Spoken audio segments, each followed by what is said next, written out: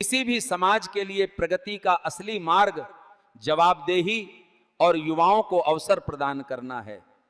नेपाल ने हमें याद दिलाया, अगर सरकार और जनता के बीच दूरी बढ़े तो असंतोष जन्म लेता है। जनता जब जागरूक होती है तब ही नीतियां और न्याय चल पाते हैं। ये सरकार किसके पैसों से चलती है? आपके टैक्स से।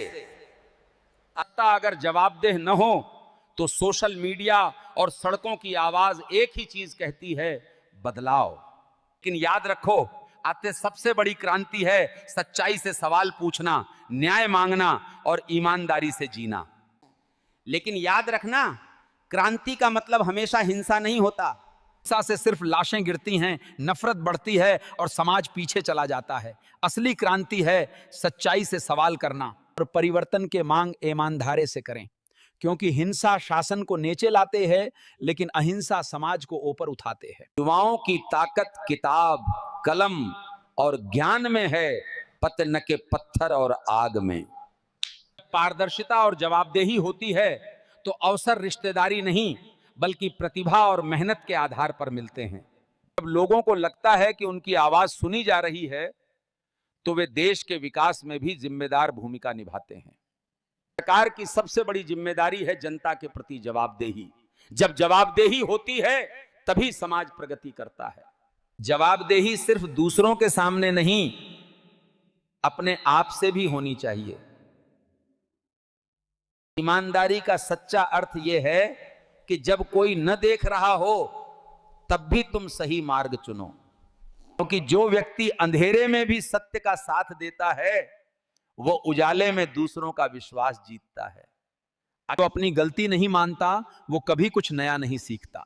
गलती मानना कमजोरी नहीं बल्कि सुधार की ओर पहला कदम है। भारत में शादी अब दो दिलों का मिलन नहीं, दो परिवारों का बिजनेस कॉन्ट्रैक्ट बन चुकी है। जहां स्वार्थ है वहां प्रेम नहीं टिकता। अगर शादी को तुमने डील बना दिया तो जिंदगी भर रिश्ता कॉन्ट्रैक्ट ही रह जाएगा।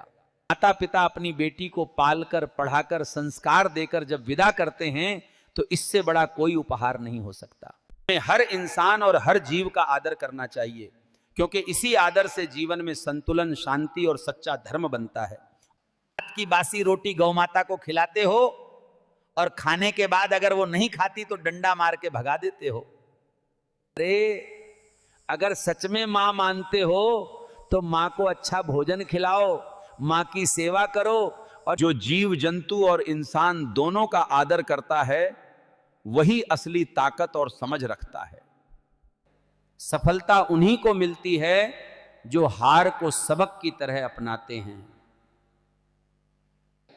धीरे चलना हारना नहीं है, रुक जाना हार है। एक कर्ज चुकाने के लिए दूसरा कर्ज लेना यह समझदारी नहीं, यह तो गले में और बड़ा फंदा डालना है। कर्ज से कभी खत्म नहीं होता, वो इंसान को और डुबोता है। खर्चे नियंत्रित करो, ज्यादा मेहनत करो और संयम से जीना सीखो। जो खोया वो तुम्हारा था ही नहीं, जो पाया वो भी यहीं रह जाएगा। जो हुआ अच्छा हुआ, जो हो रहा है अच्छा हो रहा है, जो होगा वो भी अच्छा होगा। मंदिर खोजते फिरते हो, अरे जरा मां बाप के चरणों में झांको, वही सबसे बड़ा तीर्थ है। दूसरों की गलती बताने से पहले हमें अपने भीतर झांकना चाहिए, क्या हम स्वयं पूर्ण हैं? अरे दूसरों की बुराई करना क्या है? अपनी थाली में गंदगी डालना। सामने मुस्कुराओ, पीछे जहर घोलोते। ये इंसान को खोखला बना देता है। और अंत में बस इतना ही कहूंगा, जो भी मन, कर्म और वचन से हनुमान जी का ध्यान करता है वो हर संकट से मुक्त हो जाता है। के राही को दिशा मिल जाती है जब भी वो सच्चे मन से जय हनुमान कहते हैं। प्रार्थना शब्द नहीं रह जाती, वो जीवित शक्ति बन जाती है जब भी मन से कहते हैं जय हनुमान।